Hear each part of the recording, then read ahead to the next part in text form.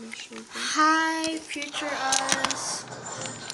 We're still studying grade 12. I know. So Hard as like, hell. please review this. Like when she's finally a doctor, and you're finally a lawyer, Yes. and like you're traveling around the world. In Rome? Yeah, you're traveling around Europe. Yeah, I wanna go to Switzerland and then Rome and I then wanna go Italy. Italy. Yeah, Picasso, Italy. Picasso, Picasso. Picasso. Street blends suglit matcha lang. We're ordering your food para mabuhay kayo. Kasi 20. patay gutom kaming dalawa.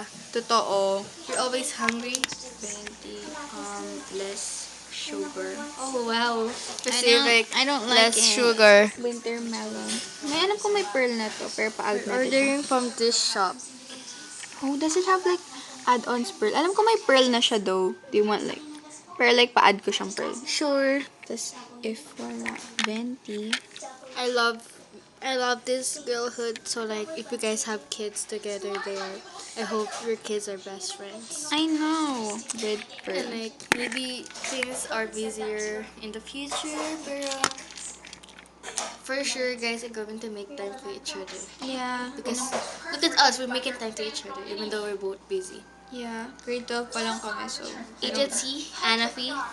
And I feel like that's just one subject of medical and I'm dying as well. Isang subject What pa. if ba kaya pag nag-med school ka na talaga? What if kung lahat ng subjects ganun? What if may histology na ako, ganun? What if my biology, like biochem? Oh my God, I'm dead. Na may pusa. Look at your mom's cat. I'm gonna bring that cat with me. Kailangan niya ng passport. Passport! Passport! And visa! Oh my God, I'm gonna die. Totoo? Di ba Yeah. pwedeng isiksik ko na lang siya sa gilid? Oh my God. I'm gonna buy another camera.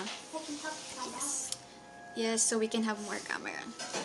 Your mom's a very fun girl at his teenage. Love you guys. Bye. Ano po?